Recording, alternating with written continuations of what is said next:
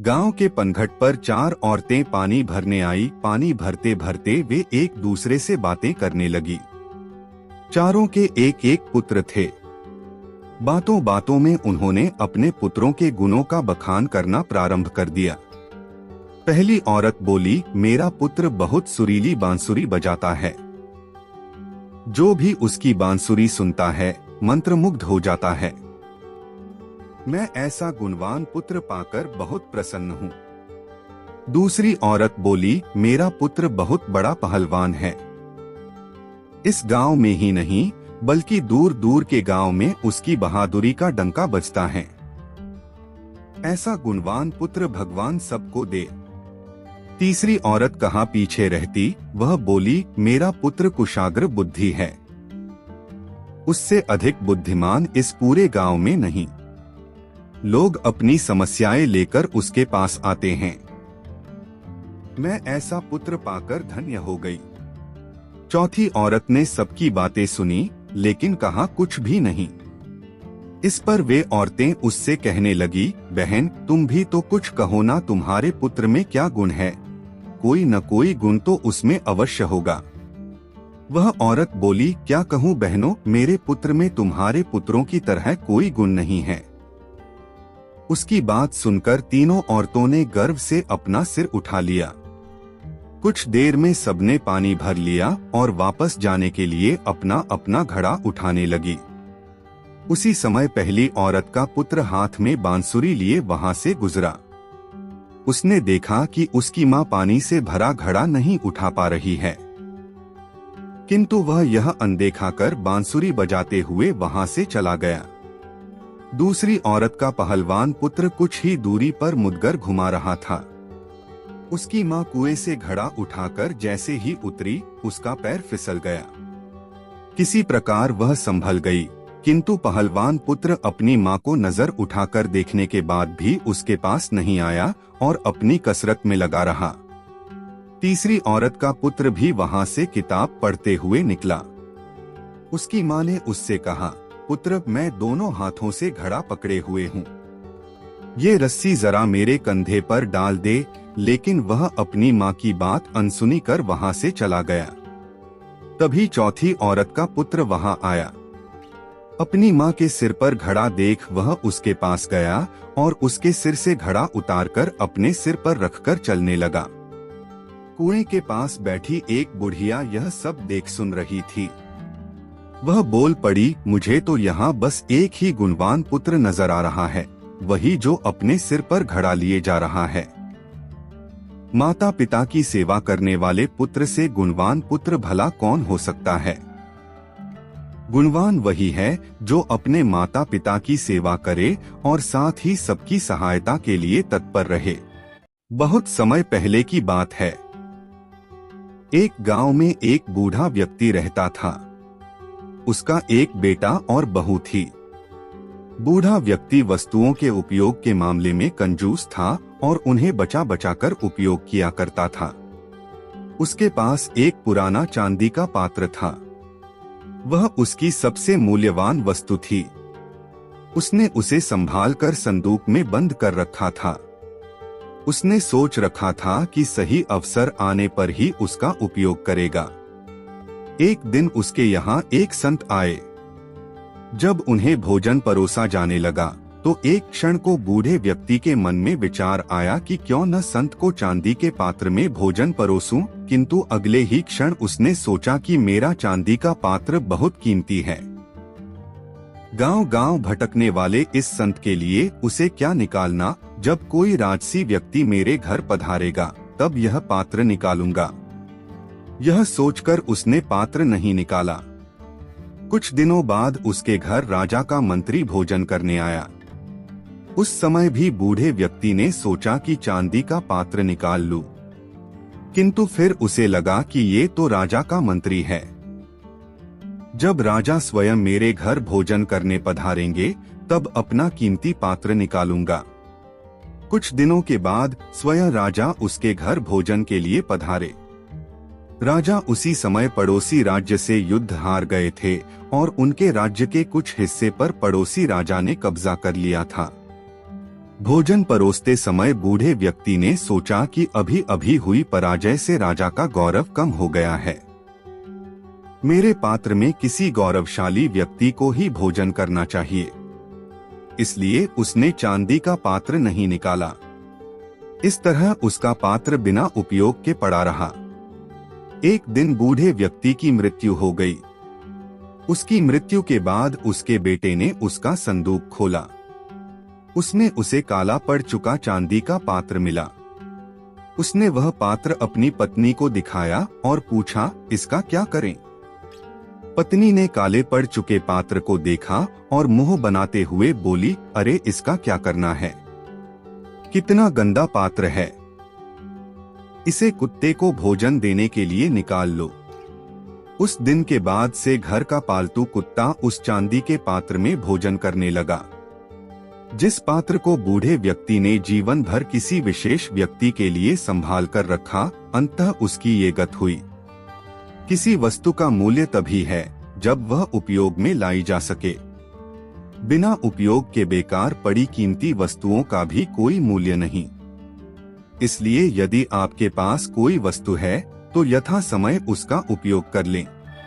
एक शहर में एक आलीशान और शानदार घर था। वह शहर का सबसे खूबसूरत घर माना जाता था। लोग उसे देखते तो तारीफ किए बिना नहीं रह पाते।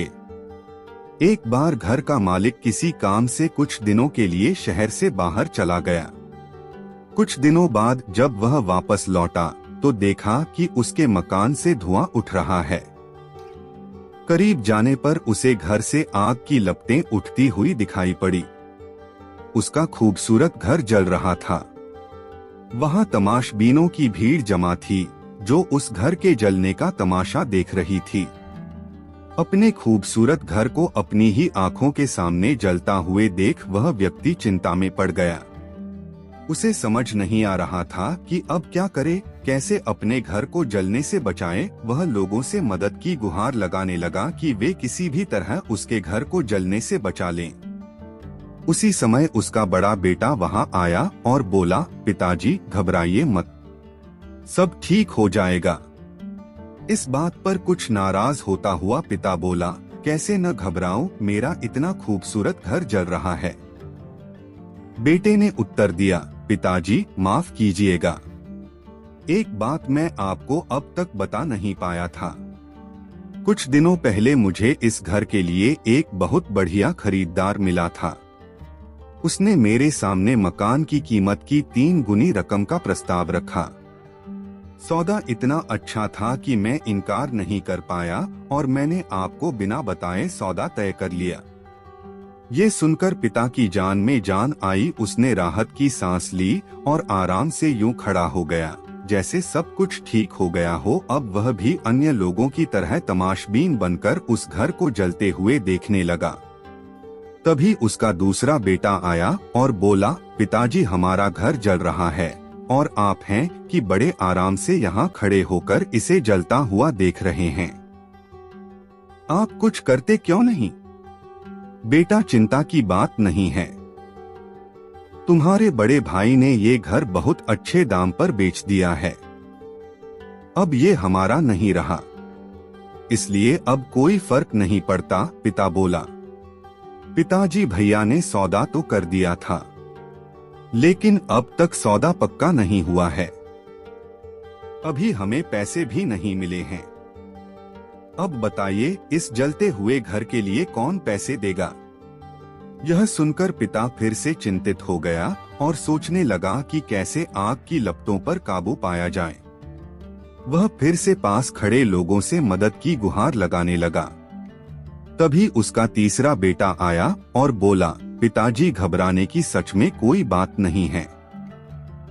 मैं अभी उस आदमी से मिलकर आ रहा हूँ जिससे बड़े भाई ने मकान का सौदा किया था। उसने कहा है कि मैं अपनी जुबान का पक्का हूँ। मेरे आदर्श कहते हैं कि चाहे जो भी हो जाए अपनी जुबान पर कायम रहना चाहिए। इसलिए अब जो हो जाए, जबान दी है तो घर जरूर लूंगा और उसके पैसे भी दूंगा। पिता फिर से चिंता मुक्त हो गया और घर को जलते हुए देखने लगा। एक ही परिस्थिति में व्यक्ति का व्यवहार भिन्न भिन्न हो सकता है और यह व्यवहार उसकी सोच के कारण होता है। उदाहरण के लिए जलते हुए घर के मालिक को ही लीजिए। घर तो वही था जो जल रहा था, लेकिन उसके मालिक की सोच में कई बार परिवर्तन आया और उस सोच के साथ उसका व्यवहार भी बदलता गया। असल में जब हम किसी चीज से जुड़ जाते हैं तो उसके छिन जाने पर या दूर जाने पर हमें दुख होता है। लेकिन यदि हम किसी चीज को खुद से अलग कर देखते हैं तो एक अलग सी आजादी महसूस करते हैं और दुख हमें छूता तक नहीं है। इसलिए दुखी होना और ना होना पूर्णतः हमारी सोच और मानसिकता पर निर्भर करता है। सोच पर नियंत्रण रखकर या उसे सही दिशा देकर हम बहुत से दुखों और परेशानियों से न सिर्फ बच सकते हैं बल्कि जीवन में नई ऊंचाइयां भी प्राप्त कर सकते हैं। एक आदमी मंदिर में सेवक था। उसका काम मंदिर की साफ सफाई करना था। भक्तों और श्रद्धालुओं द्वारा दिए गए दान में से थोड़ा बहुत उसे मंदिर के पुजारी द्वारा दे दिया जाता। इसी से उसकी गुजर बसर चल रही थी। वह अपनी जिंदगी से बहुत परेशान और दुखी था। मंदिर में काम करते करते वह दिन भर अपनी जिंदगी को लेकर शिकायतें करता रहता। एक दिन शिकायत करते हुए वह भगवान से बोला, भगवान जी, आपकी जिंदगी कितनी आसान है। आपको बस एक जगह आराम से खड़े रहना होता है।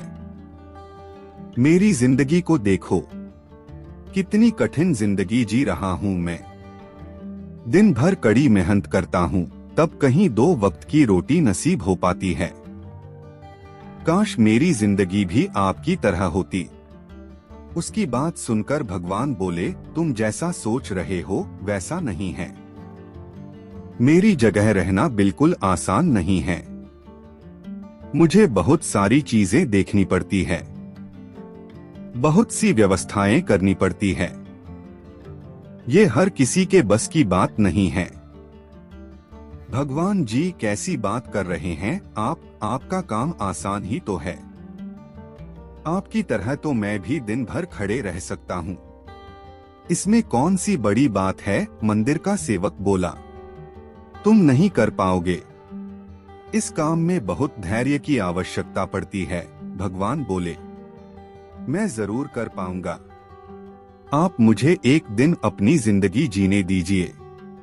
आप जैसा बताएंगे मैं वैसा ही करूंगा। मंदिर का सेवक जिद करने लगा। उसकी जिद के आगे भगवान मान गए और बोले, ठीक है, आज पूरा दिन तुम मेरी जिंदगी जियो। मैं तुम्हारी जिंदगी जीता हूँ, लेकिन मेरी जिंदगी जीने के लिए तुम्हें कुछ शर्तें माननी होगी।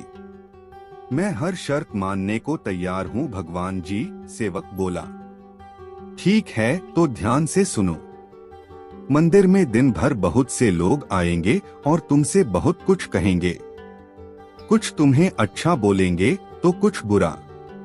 तुम्हें हर किसी की बात चुपचाप एक जगह मूर्ति की तरह खड़े रहकर धैर्य के साथ सुननी है और उन पर कोई प्रतिक्रिया नहीं देनी है। सेवक मान गया। भगवान और उसने अपनी जिंदगी एक दिन के लिए आपस में बदल ली। सेवक भगवान की जगह मूर्ति बनकर खड़ा हो गया। भगवान मंदिर की साफ सफाई का काम निपटाकर वहां से चले गए। कुछ समय बीतने के बाद मंदिर में एक धनी व्यापारी आया। भगवान से प्रार्थना करते हुए वह बोला, भगवान जी, मैं एक नई फैक्ट्री डाल रहा हूँ। मुझे आशीर्वाद दीजिए कि यह फैक्ट्री अच्छी तरह चले और मैं इससे अच्छा मुनाफा कमाऊं। प्रार्थना करने के बाद वह प्रणाम करने के लिए नीचे झुका तो उसका बटुआ गिर गया। जब वह वहां से जाने लगा तो भगवान की जगह खड़े मंदिर के सेवक का मन हुआ कि उसे बता दें कि उसका बटुआ गिर गया है, लेकिन शर्त अनुसार उसे चुप रहना था। इसलिए वह कुछ नहीं बोला और खामोश खड़ा रहा। इसके तुरंत बाद एक गरीब आदमी वहां आया और वो भगवान से बोला, भगवान जी, बहुत गरीबी में जीवन काट रहा हूँ। परिवार का पेट पालना है, माँ की दवाई की व्यवस्था करनी है। समझ नहीं पा रहा हूँ कि इतना सब कैसे करूँ। आज देखो मेरे पास बस 1 रुपया है, इससे मैं क्या कर पाऊंगा। आप ही कुछ चमत्कार करो और मेरे लिए धन की व्यवस्था कर दो। प्रार्थना करने का बाद जैसे ही वह जाने को हुआ, उसे नीचे गिरा व्यापारी का बटुआ दिखाई दिया।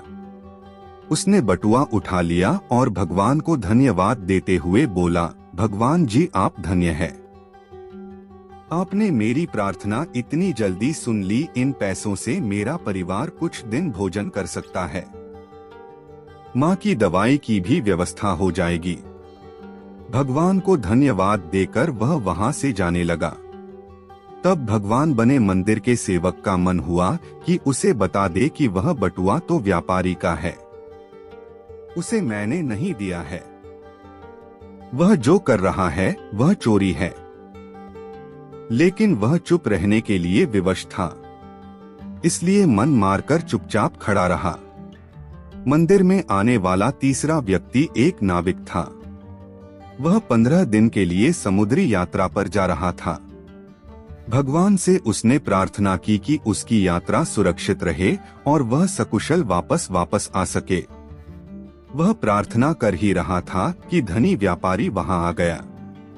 वह अपने साथ पुलिस भी लेकर आया था। नाविक को देखकर वह पुलिस से बोला, मेरे बाद ये मंदिर में आया है, जरूर इसने ही मेरा बटुआ चुराया होगा, आप इसे गिरफ्तार कर लीजिए। पुलिस नाविक को पकड़कर ले जाने लगी। भगवान बने आदमी को अपने सामने होता हुआ ये अन्याय सहन नहीं हुआ। शर्त अनुसार उसे चुप रहना था, लेकिन उसे लगा कि बहुत गलत हो चुका है। यदि अब मैं चुप रहा तो एक बेकसूर आदमी को व्यर्थ में ही सजा भुगतनी पड़ेगी।